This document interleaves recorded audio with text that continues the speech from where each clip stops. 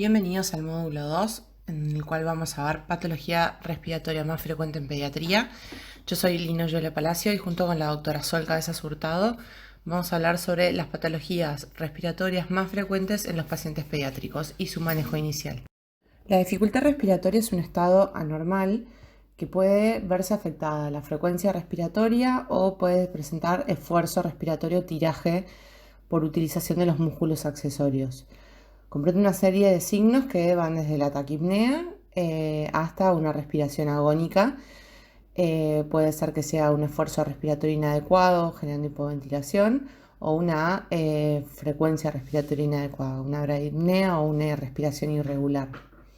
En las emergencias pediátricas es importante identificar los trastornos respiratorios rápidamente para que puedan ser tratados con medidas simples inicialmente, como por ejemplo puede ser la aspiración de secreciones o la administración de oxígeno.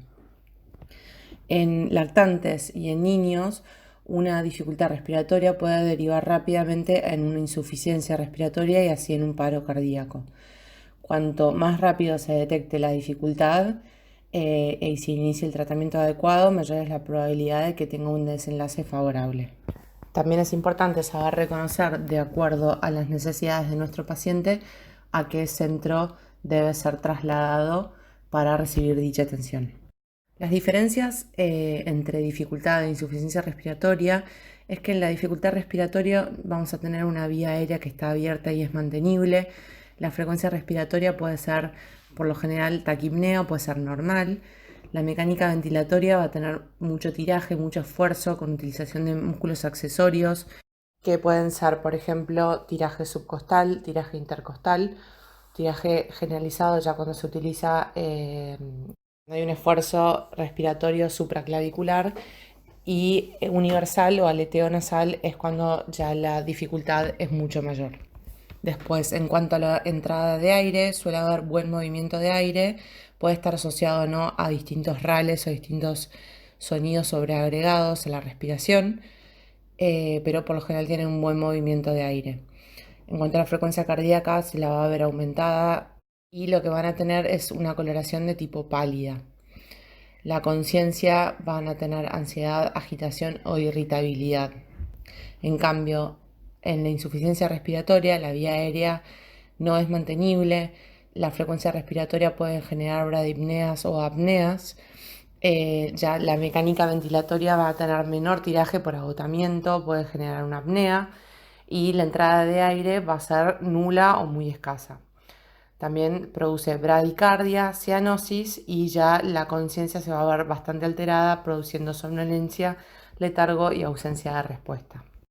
A grandes rasgos uno puede diferenciar la dificultad ventilatoria en alta y en baja. Dentro de la dificultad alta, aguda, uno puede encontrar la obstrucción de la vía aérea superior. Esta es una obstrucción que se produce por la vía aérea por fuera del tórax, puede darse en la nariz, en la laringe o en la faringe. Y la obstrucción puede llegar a ser desde leve o parcial a grave y total.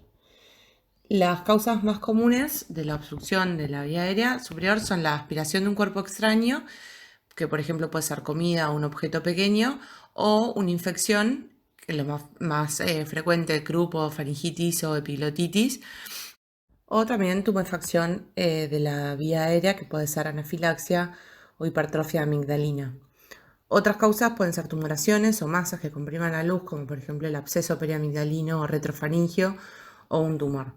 Después también se ve muy frecuentemente en pacientes pediátricos pequeños, en lactantes, que las secreciones espesas ocluyen los conductos nasales y esto dificulta, digamos, obstruye parcialmente la vía aérea superior.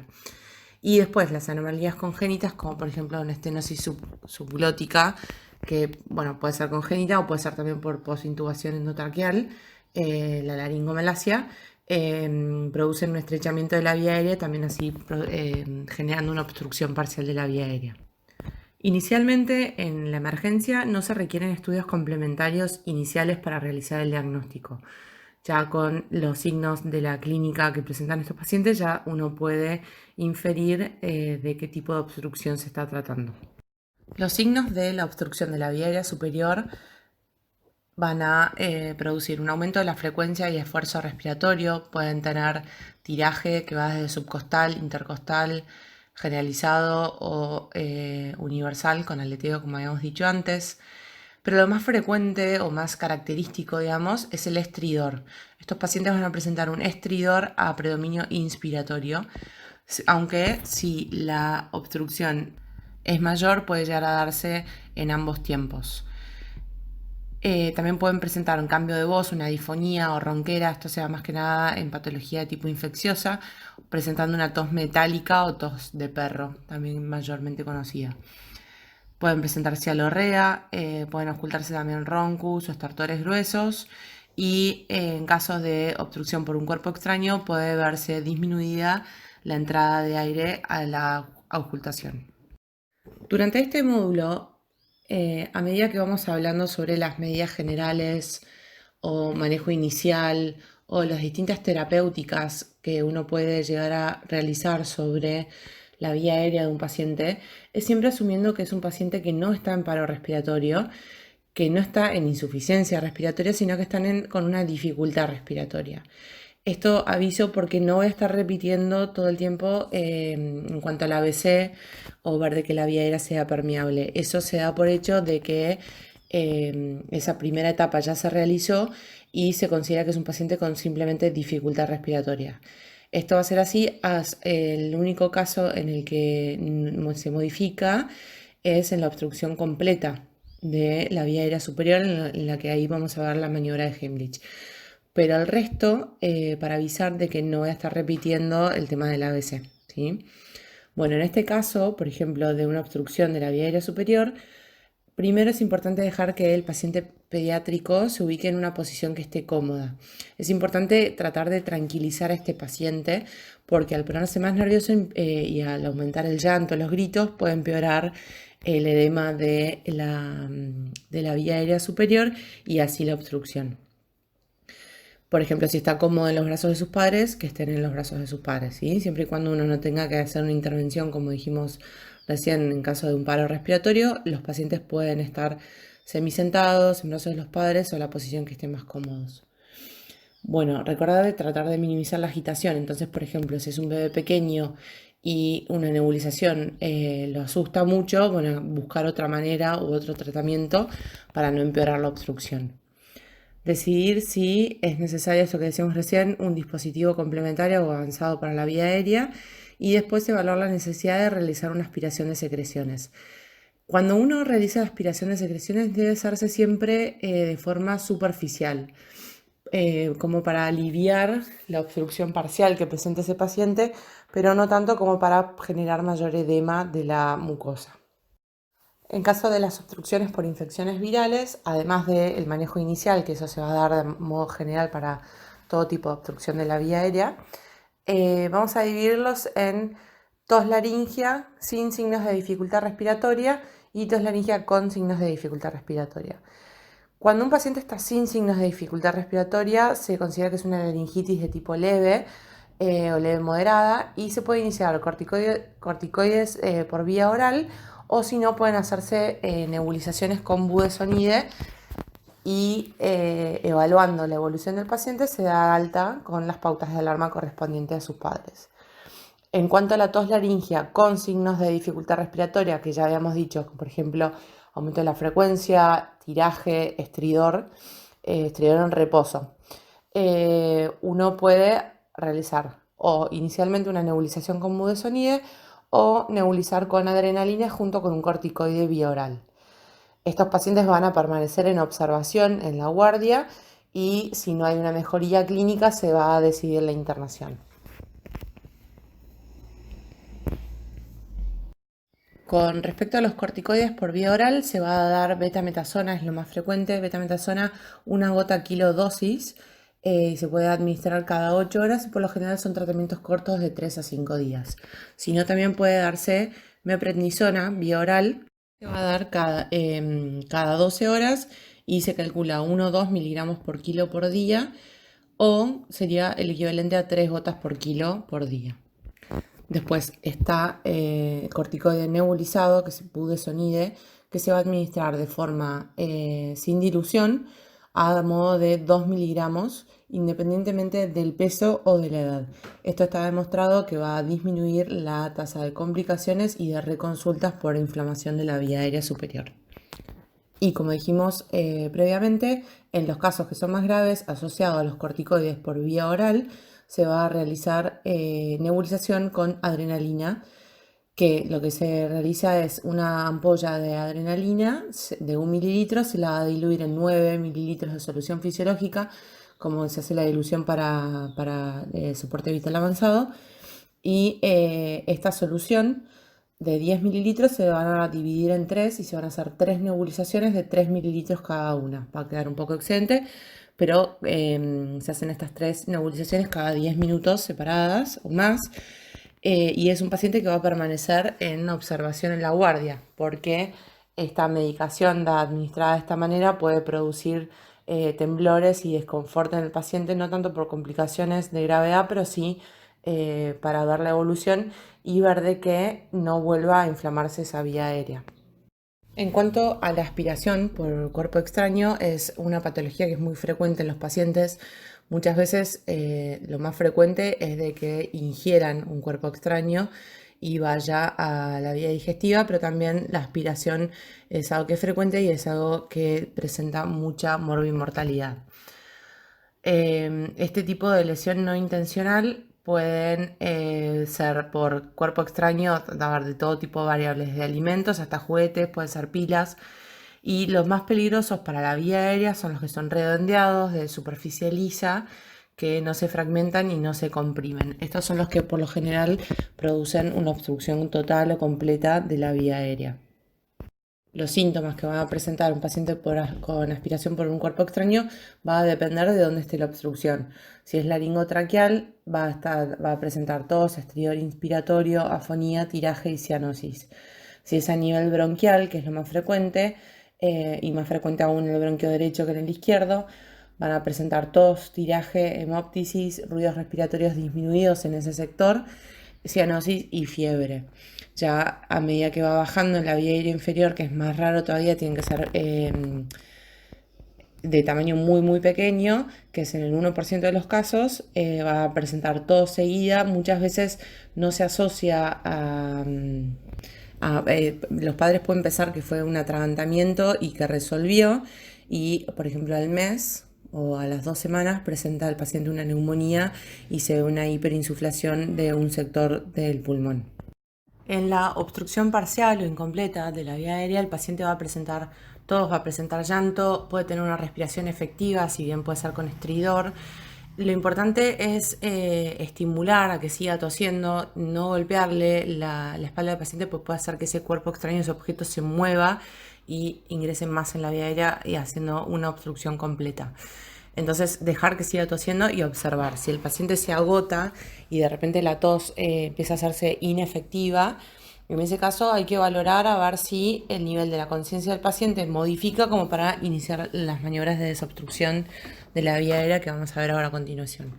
En caso de que haya una afectación de la conciencia con una apnea, bueno, ahí habría que iniciar las maniobras de soporte vital básico porque está haciendo un paro respiratorio el paciente y se debe actuar rápido en esa situación. Bueno, estas son las maniobras, la maniobra que se utiliza cuando hay una obstrucción total de la vía aérea por una aspiración de cuerpo extraño. Se llama maniobra de Heimlich modificado porque es para lactantes. Entonces uno va a sujetar el lactante y se lo coloca en el cúbito prono, boca abajo. El paciente va a estar sentado en horcajadas en el antebrazo, en nuestro antebrazo, y con la mano no hábil va a ser la que va a sostener la cara del paciente y la mano hábil va a ser la que va a dar 5 golpes secos con la palma de la mano, intentar que sean fuertes a nivel interescapular. La cara del paciente, la cabeza del paciente tiene que estar por debajo del resto del tronco y nuestro antebrazo tiene que estar apoyado sobre nuestro muslo como para generar mayor firmeza. Acto seguido vamos a girar al paciente, es decir, va a apoyarse sobre la mano con la que estábamos dando los golpes, le vamos a apoyar sobre la espalda y lo vamos a pasar hacia el otro lado. Entonces ahora con nuestra mano hábil Vamos a iniciar compresiones a nivel torácico en la línea intermamilar, 5 compresiones torácicas con los dos dedos, o sea, el índice y el medio, situados en la dirección hacia la cabeza, justo por debajo de la línea intermamilar.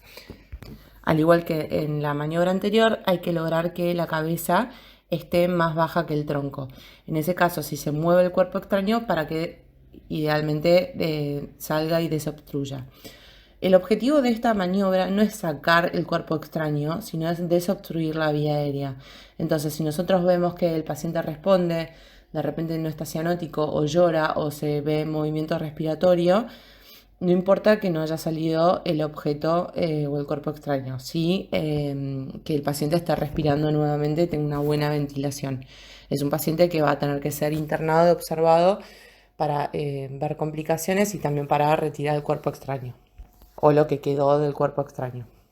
La dificultad ventilatoria aguda baja puede producirse por dos grandes entidades, que pueden ser la obstrucción de la vía aérea inferior y la enfermedad del parénquima pulmonar. Dentro de la obstrucción de la vía aérea inferior vamos a encontrar a la patología asmática, el asma, y la bronquiolitis en los lactantes menores de 2 años. En cambio, la enfermedad del parénquima pulmonar puede ser producida por neumonía, por edema pulmonar, que puede ser de causa cardiogénica o no, contusión pulmonar, y otras de tipo vasculitis, reacción alérgica, toxinas o enfermedades infiltrantes. La enfermedad del parénquima pulmonar, lo que sucede es que la cavidad alveolar se ve ocupada por algo que no es aire y en ese caso pierde la capacidad del intercambio gaseoso y la distensibilidad de todo el tejido. La bronquiolitis es una de las patologías más frecuentes dentro de la pediatría y es uno de los principales, es el principal motivo de internación en pediatría, sobre todo durante los meses de invierno. La bronquiolitis está definida como el primero o segundo episodio de sibilancias en lactantes asociados a manifestaciones de infección viral. O sea, tienen que ser pacientes con sibilancias asociado a un catarro de vía aérea superior. Mayormente están causadas por el virus incisional respiratorio, aunque hay otros virus que también pueden llegar a producirlo. Y el diagnóstico es clínico, no necesita de ningún tipo de estudio complementario. Vamos a ver al paciente que presenta una frecuencia respiratoria aumentada, está con taquipnea. A la auscultación se pueden ver auscultar subcrepitantes o sibilancias, más que nada predominio expiratorias. Esto en un inicio, porque a medida que se va obstruyendo cada vez más la vía aérea, uno va a escuchar sibilancias que sean en ambos tiempos, inspiratorias y expiratorias, y a medida que va empeorando, puede que se oculten o que se escuchen esas sibilancias sin la necesidad de un estetoscopio, es lo que decimos sibilancias audibles sin estetoscopio, y empeorando más aún, dejan de ocultarse o oírse las sibilancias. Eso es porque ya prácticamente el movimiento y la entrada de aire es nula y no genera esa resistencia que genera el sonido. También como característico de este tipo de patología es la expiración prolongada. La expiración pasa a ser un proceso activo cuando en realidad por lo general es un proceso pasivo, y entonces ahí uno es que va a ver el tipo de tiraje. Primero subcostal, después intercostal, luego generalizado y luego universal. Estos pacientes también van a presentar tos y también pueden presentar, sobre todo los más chiquitos, una dificultad para la alimentación.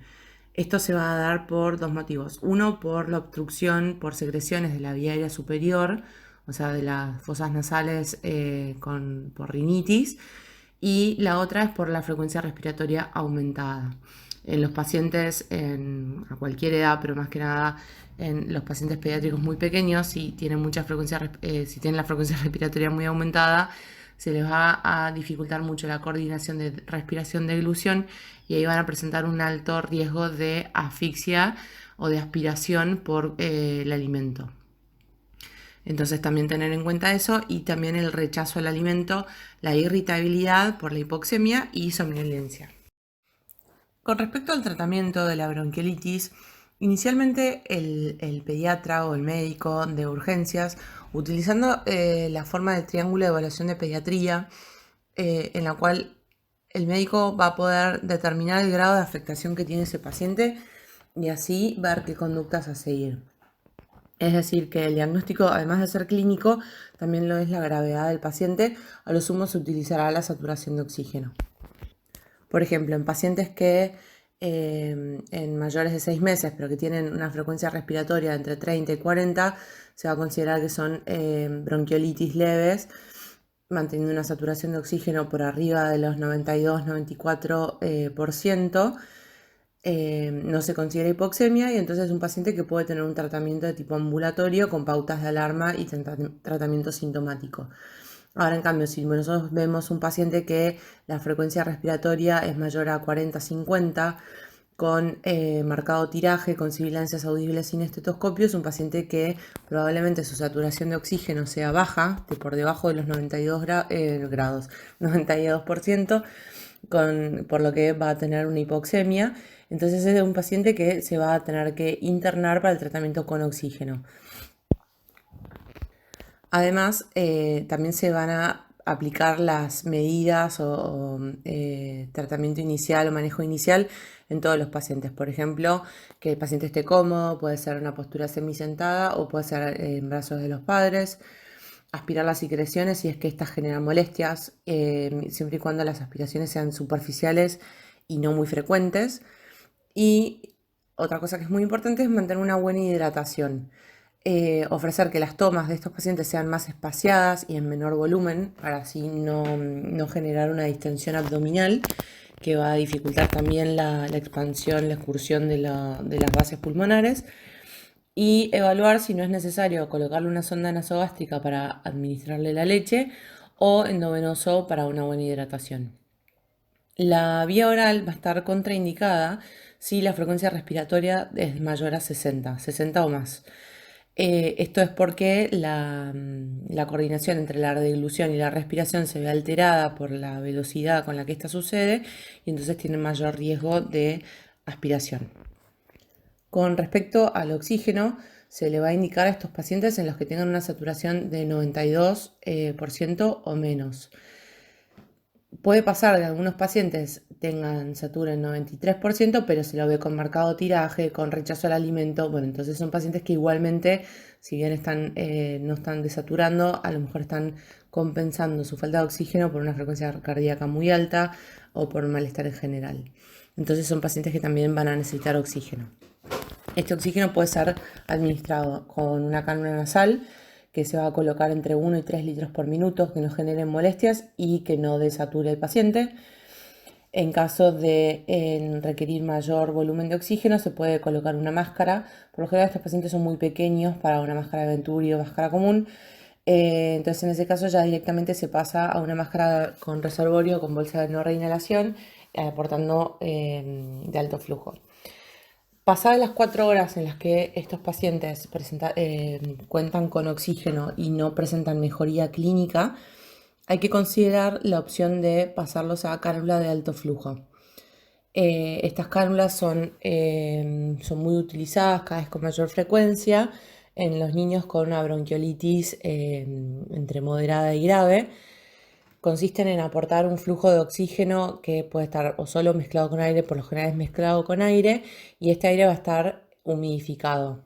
Tiene una humedad relativa entre el 95 y el 100% y se calienta hasta llegar a una temperatura corporal de 34 grados o más.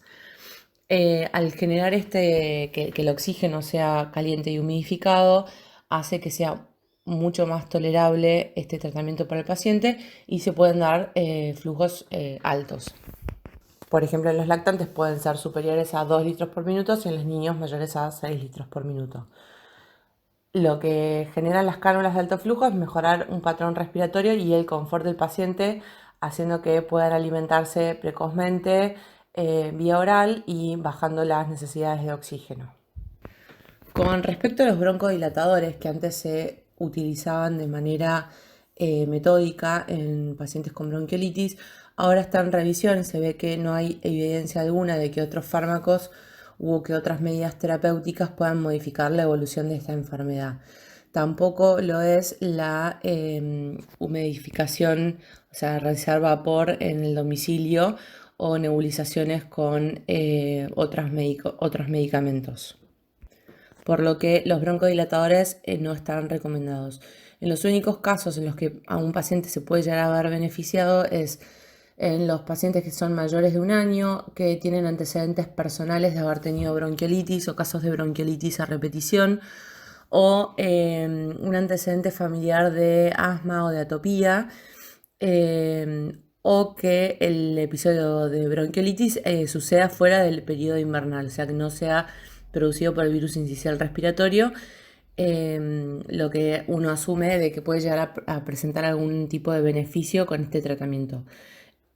En ese caso se le va a aplicar salbutamol, puede ser en aerosol, con una cámara espaciadora pediátrica bivalvulada, que tiene que ser adecuada al tamaño de la cara de cada paciente. Tiene que abarcar el puente nasal y hasta el mentón, no sobrepasar el mentón, y que no queden espacios cuando uno apoya la aerocámara en la cara del paciente. Agitando previamente el dispositivo, el aerosol de salbutamol, se van a realizar 4 disparos, 4 puff del aerosol, y se mantiene por 10 segundos la aerocámara cerrada para que el paciente inhale dicha medicación. Si no, puede hacerse nebulizado. Por lo general en pacientes más pequeños es más difícil porque molesta el vapor y molesta el vapor, no, la nebulización y el ruido.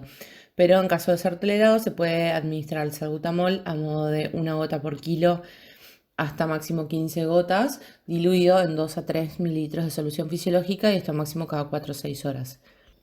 Igualmente recordar que un paciente pequeño que está con mucha necesidad de broncodilatador, o sea, si ya está necesitando salbutamol cada 4 horas y no responde bien, continúa con sibilancias, lo que necesita es oxígeno, por lo que debe ser internado.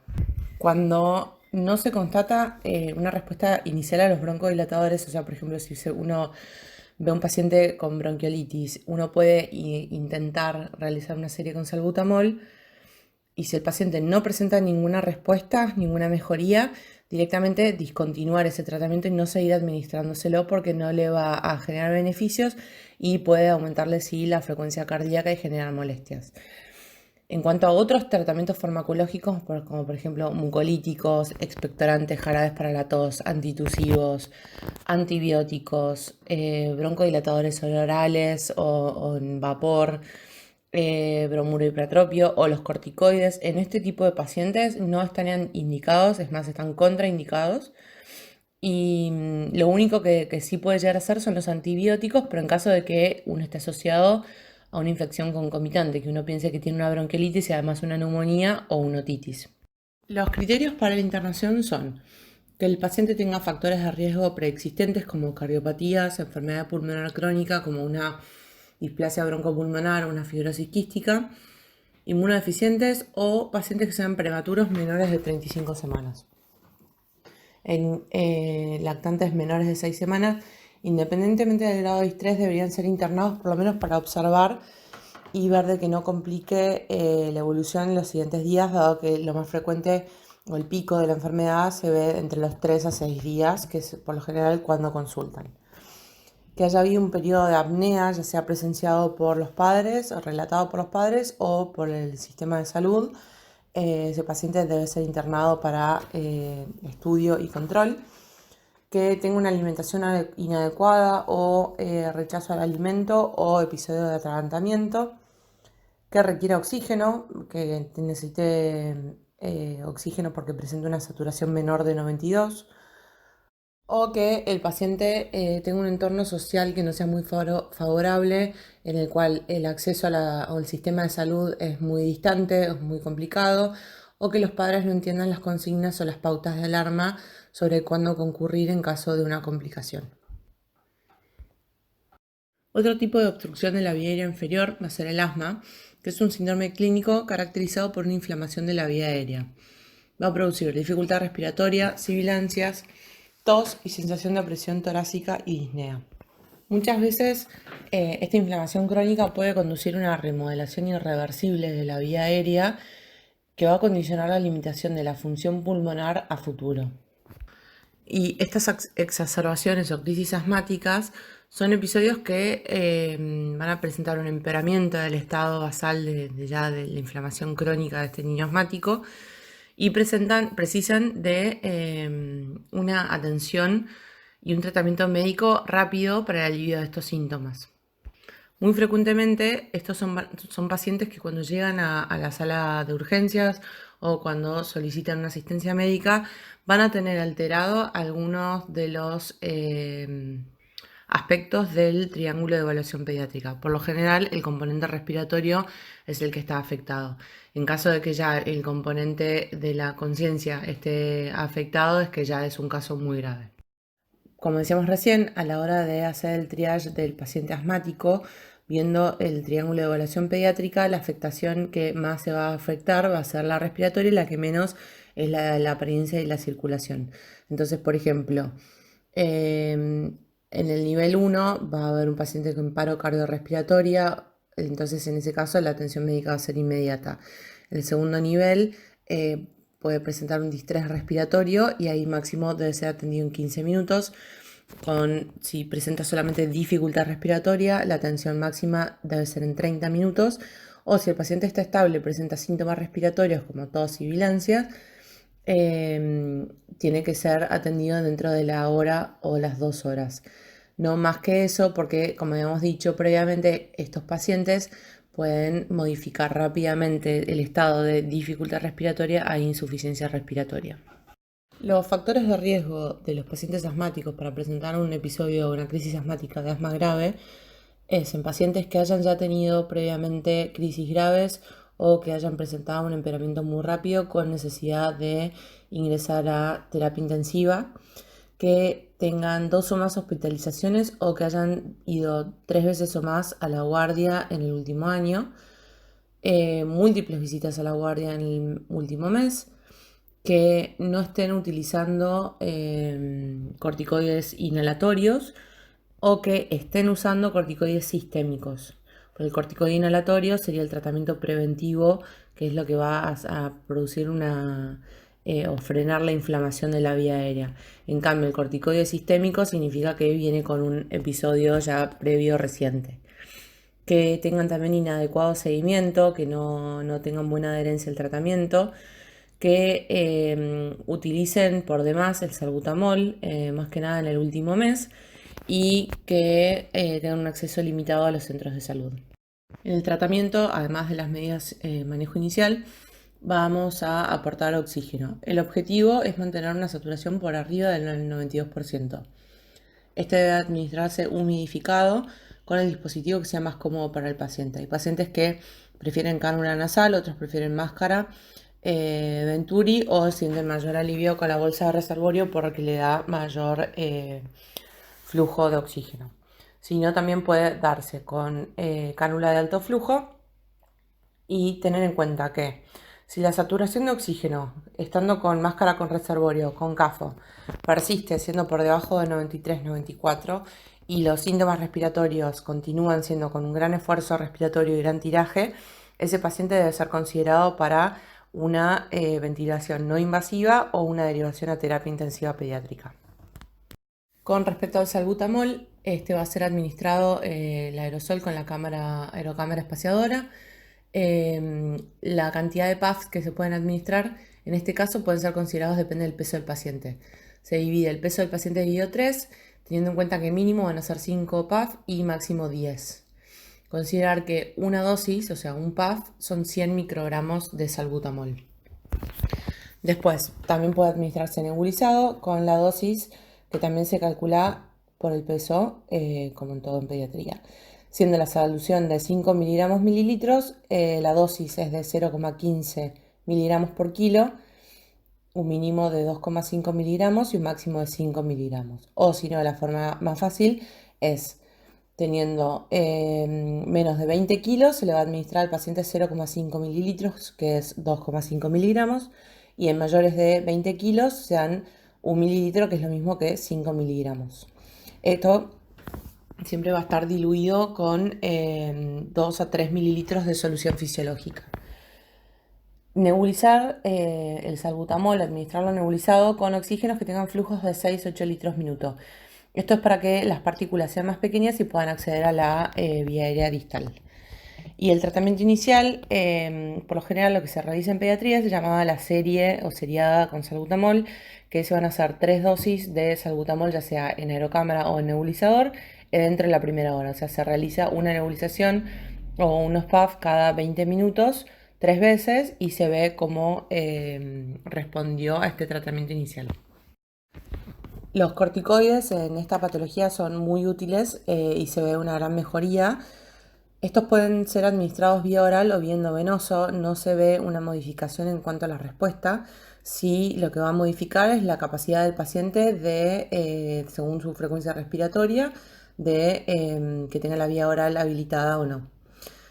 Se puede administrar betametasona, que sea una dosis de carga junto con la seriada de salbutamol. Se va a dar una dosis de carga de 1,8 miligramos por kilo, que equivale a 3 gotas por kilo de betametasona. Esta es la dosis de carga y luego se lo deja con mantenimiento. Siempre que uno va a dar una dosis de carga de un corticoide, ya sea por cualquier tipo de patología, ya sea en piel o por cualquier causa, debe quedar con una dosis de mantenimiento al menos por 2 días como para evitar un rebrote de los síntomas. En este caso, la dosis de mantenimiento se va a administrar a 0,6 miligramos por kilo con un máximo de 12 miligramos, que equivale a una gota por kilo por dosis.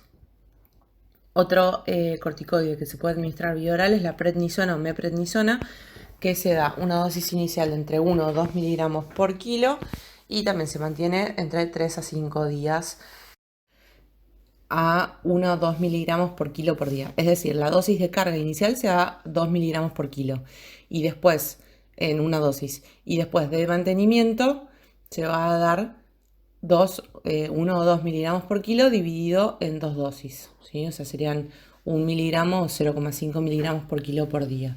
La dosis máxima sería de 40 a 60 miligramos en total.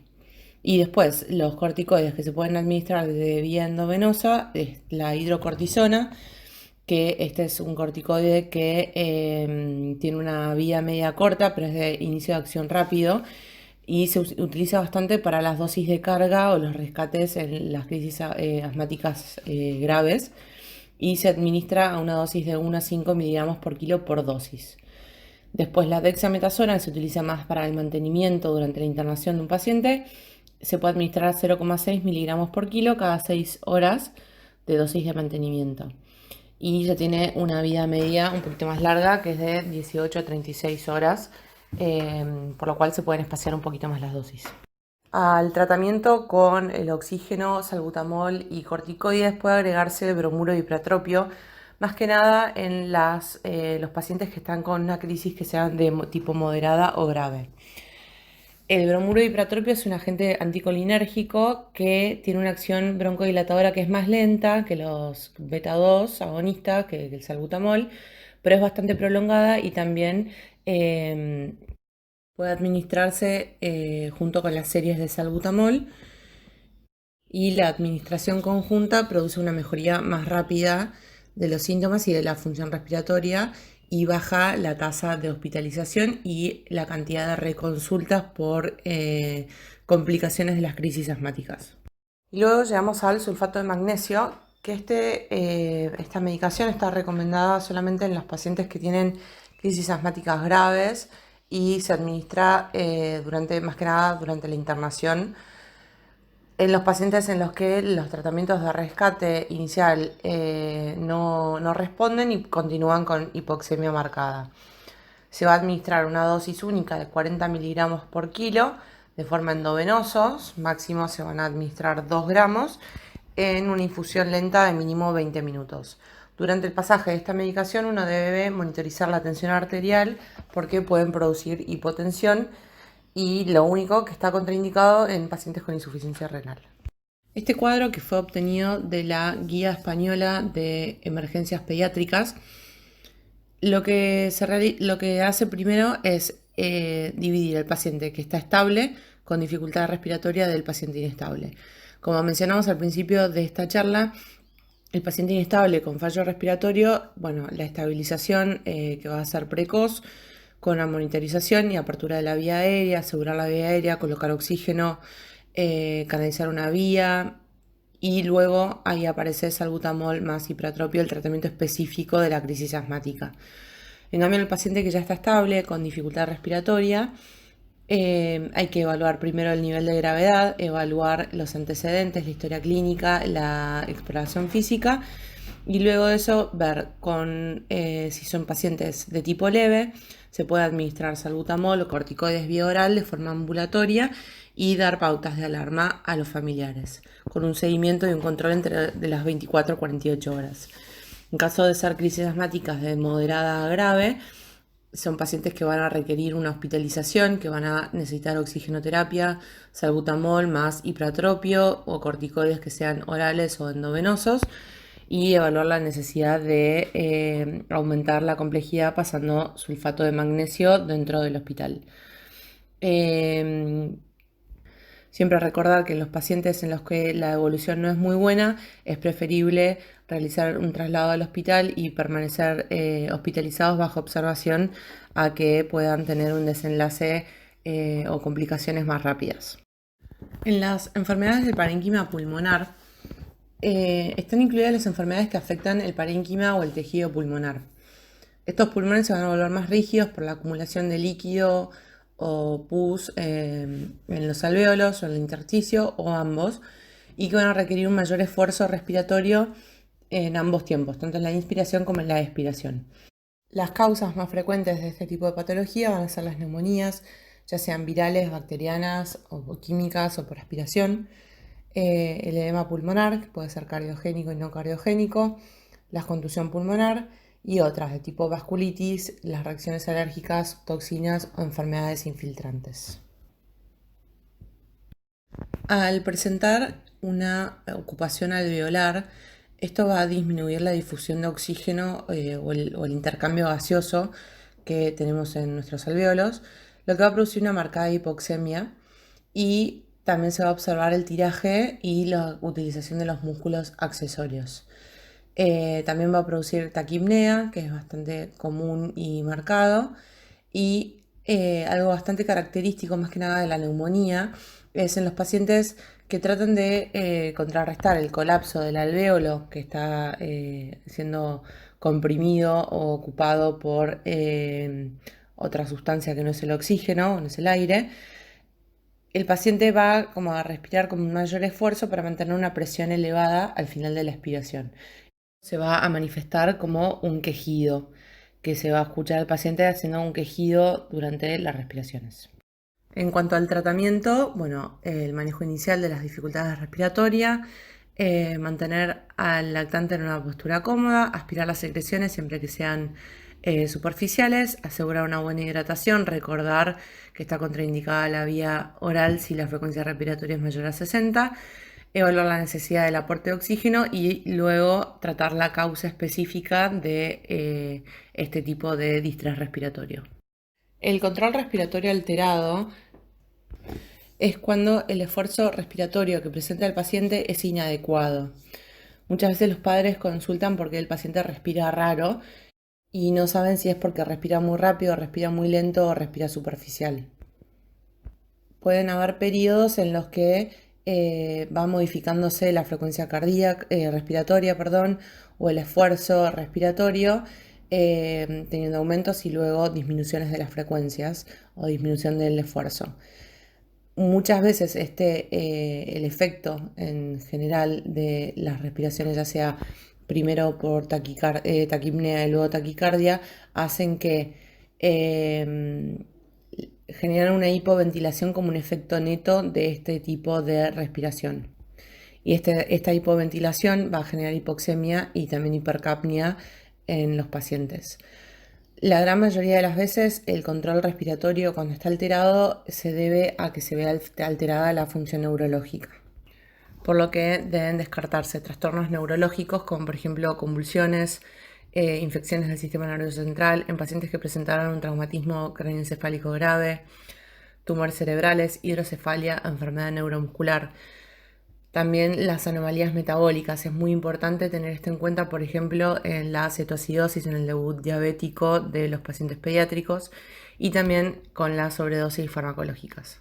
Como dijimos, los síntomas y la sintomatología va a ser variada, va a tener un patrón y frecuencia respiratorios irregulares y variables, taquipnea alternada con bradipnea, esfuerzo respiratorio también es variable, la respiración superficial, o sea, realizando un esfuerzo inadecuado, produciendo hipoxemia. Una apnea central puede presentar también, que es apnea directamente sin esfuerzo respiratorio o un movimiento de aire normal o disminuido.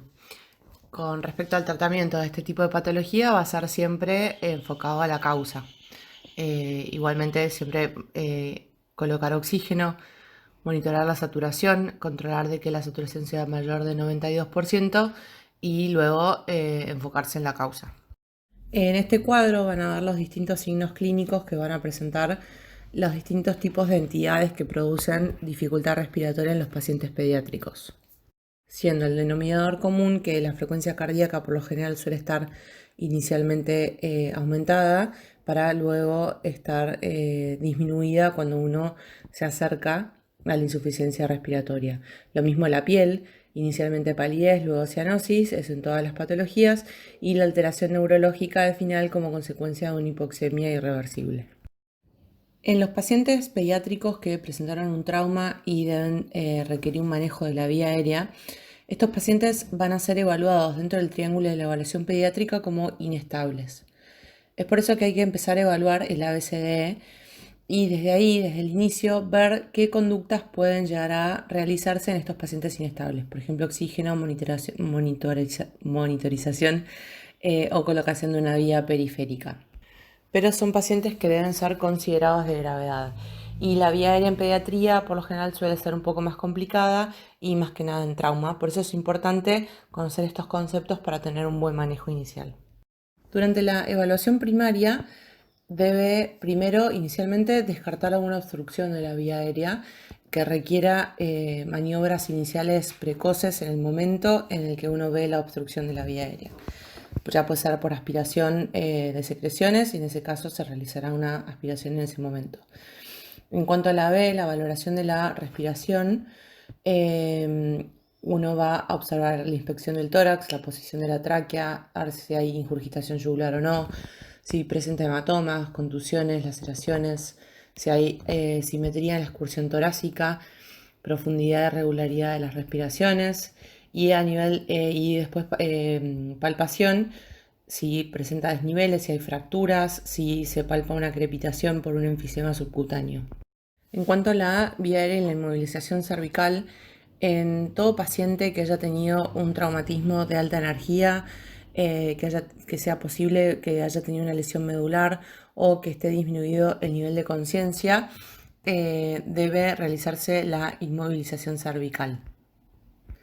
La maniobra de elección es la inmovilización cervical bimanual, pero requiere a un operador. En caso de no ser posible, se colocará el collar cervical, pero recordando de que solo limita la flexo-extensión de los movimientos cervicales y no genera una inmovilización total.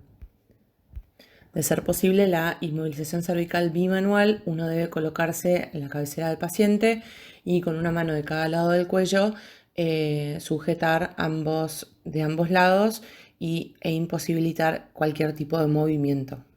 En cuanto al collar cervical o el collar mentoniano rígido tipo Filadelfia, como decíamos previamente, no limita la totalidad de los movimientos, tan solo limita la flexo-extensión, por lo cual va a requerir inmovilizadores laterales.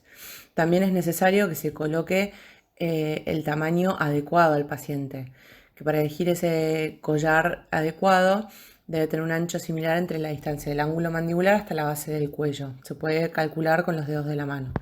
En caso de no tener un collar que sea acorde al tamaño del paciente, no se debe utilizar un collar. De ser el correcto, va a tener un buen ajuste y la posición y el tamaño van a ser correctos. Luego, en cuanto a la apertura de la vía aérea, hay que evitar cualquier tipo de movimiento de la columna cervical. Entonces, mediante la tracción mandibular o la triple maniobra modificada. Esto siempre cuando un operador está con ambas manos sujetando la cabeza y cuello del paciente. Se eleva el maxilar inferior desde el ángulo mandibular con los dedos y se abre la boca con los pulgares. Uno debe examinar la cavidad orofaringia, y por examinar me refiero a visualmente. No hay que introducir ni intentar retirar cuerpos extraños que no se vean, porque uno corre el riesgo de introducirlo más en la vía aérea. En caso de tener abundantes secreciones que imposibilitan la visualización, ahí sí se puede aspirar. Y para asegurar la permeabilidad de la vía aérea, uno puede utilizar una cánula orofaringia si es un paciente que está inconsciente pero sin reflejo nauseoso, o si no, se puede llegar a realizar la intubación. Sobre la respiración, uno debe valorar y optimizar la ventilación y la oxigenación del paciente. Entonces, en un trauma, siempre administrar oxígeno hasta que se demuestre que no lo necesita más el paciente, ¿sí? En caso de requerir ventilación por ventilaciones inefectivas, se van a realizar con la bolsa máscara que sea acorde al tamaño de la cara del paciente.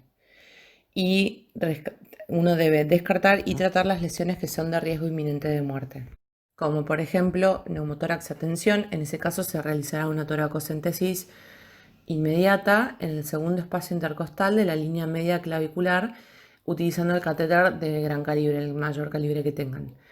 Después, el neumotórax abierto, uno debe ocluir la herida con un apósito y debe estar fijado en 3 de sus 4 lados. No fijarlo en los 4 lados porque si no se ocluye del todo y no realiza el efecto de válvula que necesitamos.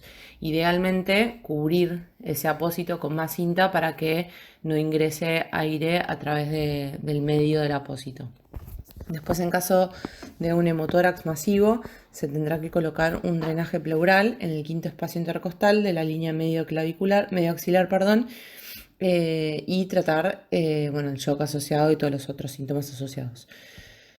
Con respecto a la contusión pulmonar bilateral, si fue por una cinética importante y el paciente no está realizando una buena mecánica ventilatoria, evaluar la posibilidad de que ese paciente requiera ventilación mecánica.